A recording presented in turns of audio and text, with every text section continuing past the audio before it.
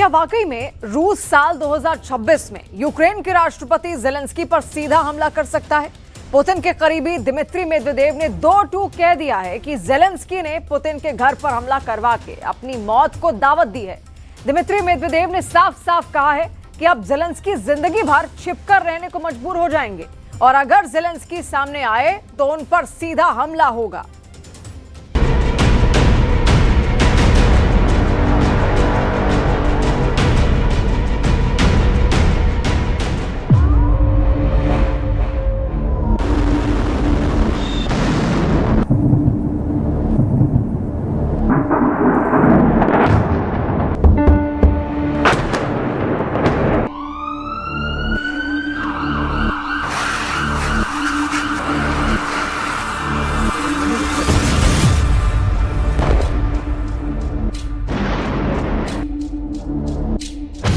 दो 2026 में जेलेंस्की की उल्टी गिनती, पुतिन के राइट हैंड का दावा।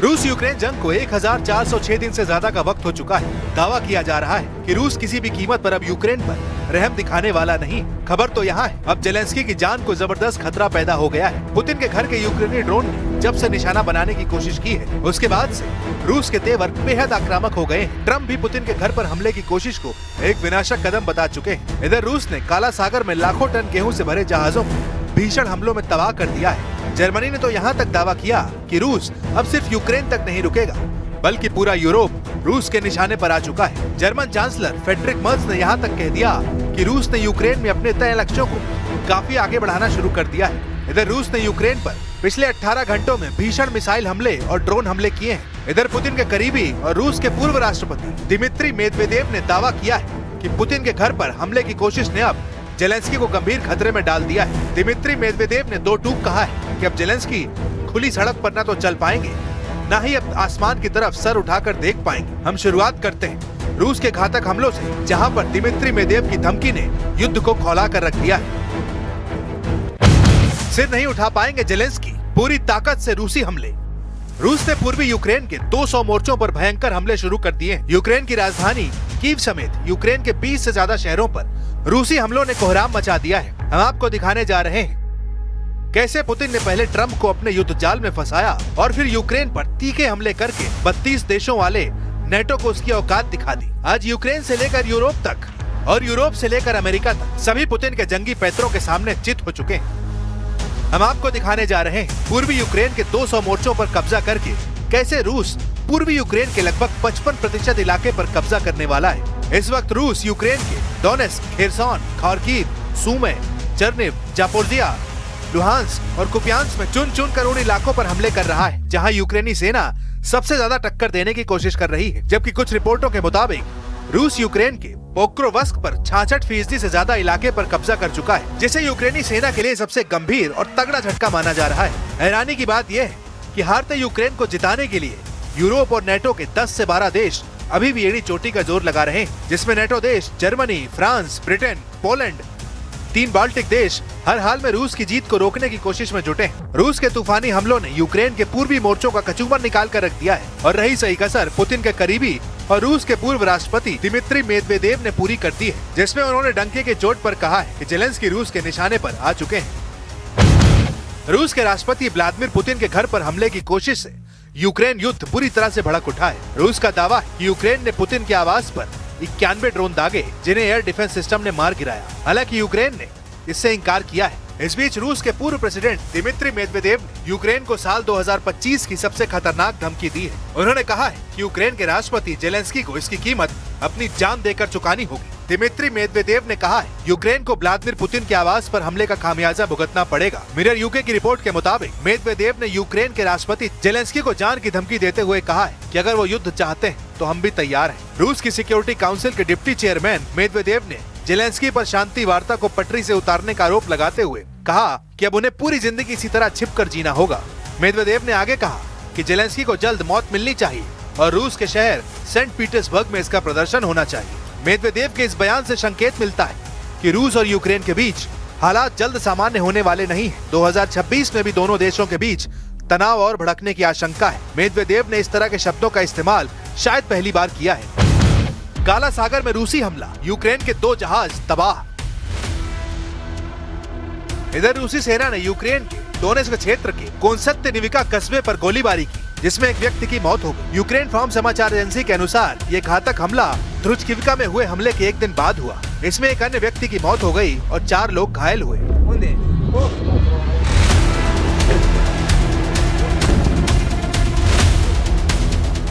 यूक्रेनी नौसेना के दावों के मुताबिक रूसी सेना ने यूक्रेन के ओडेसा क्षेत्र के काला सागर बंदरगाहों पिवडेनी और चार्नोमोर्स्क पर हमले किए हैं, जिसमें पनामा ध्वज वाले 2 नागरिक जहाजों इम्मा क्रिस 3 और कैप्टन करम को निशाना बनाया गया है, जब वो गेहूं लोड करने के लिए आ रहे थे। यूक्रेनी उप प्रधानमंत्री ओलेस्की कुलबा ने कहा है कि बंदरगाह हमलों में तेल भंडारण टैंकों को भी निशाना बनाया गया है। यूक्रेन के उत्तरी चेर्निहिव क्षेत्र में अधिकारियों ने 4 जिलों के 14 सीमावर्ती गाँव के निवासियों को रूसी हमले के डर से घर खाली करने का आदेश दिया है। एक अधिकारी ने बताया है कि इस आदेश नोवहोरोड, सिरवेस्की, सेमेनिविका, स्नोस्क और होरोडन्या समुदाय में रहने वाले सैकड़ों यूक्रेनी नागरिक घर छोड़कर भागने को मजबूर है। खबर तो ये भी है कि रूस ने यूक्रेन के खार्किव और सूमी क्षेत्रों में भी कुछ बस्तियां पूरी तरह या आंशिक रूप से कब्जानी शुरू कर दी हैं।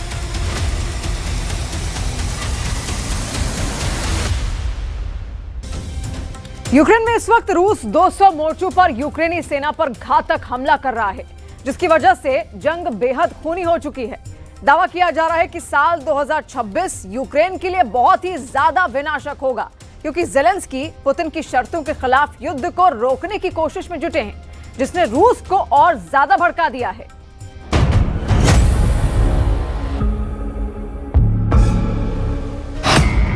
दो 100 मोर्चों पर रूस का तूफान चीर डाला पूर्वी यूक्रेन। हम आपको पिछले 24 घंटे में रूसी हमलों का वो सच दिखाने जा रहे हैं, जिससे साबित हो रहा है कि रूस शांति समझौते से पहले ज्यादा से ज्यादा पूर्वी यूक्रेन के इलाकों पर कब्जा करना चाहता है। दावा तो यहां तक किया गया कि अमेरिकी राष्ट्रपति ट्रंप से मिले संकेतों के दम पर रूस ने यूक्रेन पर हमले 10 से 15 गुना तेज कर दिए हैं। आखिर यूक्रेन की आड़ में अमेरिका रूस के साथ कौन सा खेल खेल रहा है? पहले आप ये देखिए, रूस ने 24 घंटे में यूक्रेन पर कहां-कहां और कितने हमले किए हैं। पिछले 24 घंटे में रूसी सेना ने पूर्वी यूक्रेन के कम से कम 8 बड़े इलाकों पर तूफानी हमले किए हैं। दावों के मुताबिक यूक्रेन में लड़ाई तेज होने के साथ ही एक दिन में 200 से ज्यादा झड़पें हुई हैं। यूक्रेन की सेना का कहना है कि पिछले 24 घंटों में 216 मुठभेड़ें हुई है, जो पिछले हफ्तों में सबसे भीषण जंग है। दावों के मुताबिक रूस ने 41 हवाई हमले किए, 100 से ज्यादा गाइडेड बम से हमले किए, 3100 से ज्यादा आत्मघाती ड्रोन से हमले किए। यूक्रेनी ठिकानों और कस्बों पर लगभग 3000 तोप के गोले दाग दिए गए। कई मोर्चों पर यूक्रेनी और रूसी सेना के बीच आमने सामने की जंग हो रही है, जिसमें स्लोबोजांस्की, कुपियांस्क, लाइमन, क्रामाटोर्स्क, कोस्टियांटिनिवका, पोक्रोवस्क, होलियापोल और ओरिखीव में भी भीषण लड़ाई और बड़ी झड़पें हुई है। सेना ने आगे बताया कि लीमन और पोक्रोवस्क में सबसे ज्यादा खूनी हमले हुए हैं। यूक्रेनी सेना का यह दावा है कि रूस को काफी नुकसान हुआ है। पिछले 24 घंटे में अकेले पोक्रोवस्क क्षेत्र में 126 रूसी सैनिक मारे गए या फिर घायल हुए। यूक्रेन की सेना ने कहा कि सबसे भीषण लड़ाई ज़ापोरिज़िया के दक्षिण पूर्वी क्षेत्र के रणनीतिक शहर होलियापोल में हुई है, जहां रूसी गोलाबारी और ड्रोन हमलों में वृद्धि के बीच में सेनाएं जमीन से हर मीटर के लिए संघर्ष कर रही हैं। यूक्रेनी सशस्त्र बलों के जनरल स्टाफ ने दावा किया कि उनके बलों ने पिछले दिन 1140 रूसी सैनिकों को मार डाला या फिर घायल कर दिया। यूक्रेनी सेना ने यह भी दावा किया है कि उसने पिछले 24 घंटे में एक रूसी टैंक, 3 बख्तरबंद लड़ाकू वाहन, 21 तोपखाना इकाइयां, 214 ड्रोन और 2 विमान भी नष्ट कर दिए। अगर रूसी हमलों को लेकर पिछले 60 दिनों के आंकड़ों पर नजर डालें तो 28 सितंबर 2025 से 27 नवंबर 2025 तक रूसी हमलों में बेतहाशा बढ़ोतरी देखी गई है, जिसमें रूस ने मिसाइलों और ड्रोनों का रिकॉर्ड तोड़ इस्तेमाल किया है। यूक्रेनी वायुसेना के मुताबिक रूस ने पिछले 60 दिनों में 10,000 से ज्यादा ड्रोन हमले के लिए इस्तेमाल किए हैं, जिसमें से 70% रूस के शाहिद ड्रोन का इस्तेमाल किया गया। जबकि अलग अलग तरह के 500 से ज्यादा क्रूज और बैलिस्टिक मिसाइलों से रूस ने यूक्रेन पर पिछले 60 दिनों में हमला किया है। ये आंकड़े यूक्रेन के आधिकारिक रिपोर्ट्स पर आधारित हैं। रूस का दावा है कि ये हमले यूक्रेन की सैन्य क्षमता को कमजोर करने के लिए है, लेकिन यूनाइटेड नेशन की मानवाधिकार निगरानी मिशन के मुताबिक ये नागरिकों पर अनुपातहीन प्रभाव डालते हैं और 2025 में कीव में नागरिक मौतों में 2024 की तुलना में 4 गुना बढ़ोतरी हुई है। राष्ट्रपति जेलेंस्की ने इसे आतंकवादी हमले करार दिया। Значит, мы до сих пор получаем заходы о прекращении боевых действий там. Войска Украины уйдут из занимаемых ими территорий. Вот тогда и прекратятся боевые действия. Не уйдут, ми доб'ємося этого вооруженным путем. От. Зараз я чую, що розвідки партнерів дають їм інформацію, що російська позиція стала заходити, в тому числі через деяких суб'єктів з України. Це точно не допомагає. Є наша державна позиція, є українська гідність. Рухатись треба так, щоб її посилити, а не підважити. Розраховую, що мене почують зараз ті, кого це стосується. रूसी हमलों से यूक्रेनी शहरों में हाहाकार मचा हुआ है। रूसी सेना ने पूर्वी यूक्रेन के डोनेस्क में वासियुकीवका गांव पर कब्जा कर लिया और पोक्रोवस्क के 66% हिस्से पर नियंत्रण मजबूत कर लिया। सीवर्स्क में रूसी सेना को जबरदस्त बढ़त मिली है, लेकिन यूक्रेन ने कोप्यांस्क में रूस के खिलाफ जवाबी हमला किया है, जो लगभग 25 वर्ग किलोमीटर में हो रहा है। रूसी सैन्य टुकड़ियां यूक्रेन के वावचांस्क के 80% हिस्से पर कब्जा करने के करीब हैं, लेकिन यूक्रेन ने कुछ मोर्चों पर वापसी करने का भी दावा किया है। रूसी सेनाओं ने गुलियापोल के उत्तर में बढ़त हासिल की है। Нас угрозой по-прежнему остается и стремление НАТО затащить в свою орбиту Украину. Членство этой страны в агрессивном военном альянсе, который провозгласил своей целью, так сказать, Россию, назвав ее угрозой безопасности во всех операционных средах, для нас неприемлемо. Я повторю еще раз, потому что суть деятельности НАТО – это противодействие нашей стране. इधर यूक्रेन ने जब से अपनी नई घरेलू क्रूज मिसाइल नेपच्यून से हमले शुरू किए हैं, उसके बाद से रूस के पूर्वी और दक्षिणी पूर्वी यूक्रेन पर 10 गुना हमले तेज हो चुके हैं।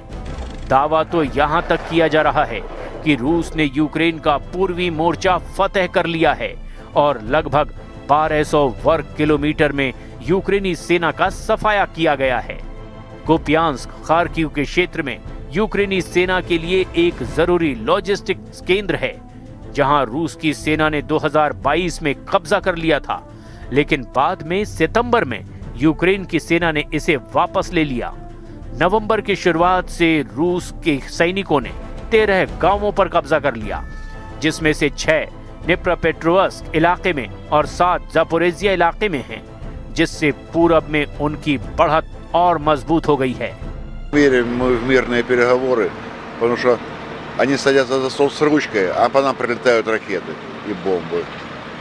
И гибнут люди. Вот сегодня женщина погибла, вынесли только что вот недавно. और ऐसे हालात में अब रूस ने एक बार फिर से कुर्स्क इलाके में उत्तर कोरिया के सैनिकों को जंग में उतार दिया है। नॉर्थ कोरिया की सेना रूस के लिए यूक्रेन के खिलाफ न केवल युद्ध कर रही है, बल्कि वो कुर्स्क क्षेत्र में बारूदी सुरंगों को भी हटा रही है। इस मदद पर रूसी सेना ने किम जोंग उन की आर्मी को थैंक यू कहा है। उसने कहा कि वो बहुत बहादुर हैं और हम इस मदद को कभी नहीं भूलेंगे। रूस और नॉर्थ कोरिया का आपसी सहयोग एक नई ऊंचाइयों तक पहुंच रहा है। कोरिया न सिर्फ रूस की रक्षा क्षेत्र में मदद कर रहा है, बल्कि वो खतरों से भी खेल रहा है। उत्तर कोरियाई सैनिकों ने रूस के पश्चिमी कुर्स्क क्षेत्र में यूक्रेनी घुसपैठ को रोकने में मदद की थी। अब वो उस क्षेत्र में बारूदी सुरंगों को हटाने में एक महत्वपूर्ण भूमिका निभा रहे हैं। रूसी रक्षा मंत्रालय के द्वारा जारी वीडियो में उत्तर कोरियाई सैनिकों को विभिन्न प्रकार की बारूदी सुरंगें और उनका पता लगाने वाले उपकरण चलाते हुए दिखाया गया। दोनों देशों के बीच पारस्परिक रक्षा समझौते के तहत उत्तर कोरिया ने पिछले साल लगभग 14,000 सैनिक रूस के साथ लड़ने के लिए कुर्स्क भेजे थे, दक्षिण कोरिया यूक्रेनी और पश्चिमी सूत्रों के अनुसार एक न्यूज एजेंसी ने बताया कि इसमें 6000 से ज्यादा मारे गए हैं। अगस्त 2024 में यूक्रेनी सैनिक पश्चिमी कुर्स्क क्षेत्र में दाखिल हुए थे और महीनों तक उस पर कब्जा बनाए रखा। आखिरकार अप्रैल 2025 में उन्हें बाहर कर दिया गया। इस पर रूसी राष्ट्रपति व्लादिमीर पुतिन ने कहा था कि रूसी बलों ने उत्तर कोरियाई सैनिकों की मदद से उन्हें बाहर खदेड़ा है। अब कुर्स्क में फिर से रूसी सैनिकों के साथ मिलकर उत्तर कोरिया ने मोर्चा खोल दिया है। States of America need to be open to the opportunities of long-distance weapons, long-range weapons. That is very important, even as a deterring factor. We need to have it, to use it. We need the support of the US. We need the support of President Trump about that. And it will be a decisive pressure against Russia. पिछले एक साल से रूस ने पश्चिमी रूस के Kursk इलाके से यूक्रेनी सेना को पूरी तरह खदेड़ दिया है। अगर हम डॉनबास इलाके की बात करें तो इसके 78% इलाके रूस के कब्जे में हैं। डोनेस्क और लुहांस्क को मिलाकर पूरा डॉनबास पूर्वी यूक्रेन में आता है। यहाँ पर रूस की जबरदस्त बढ़त है।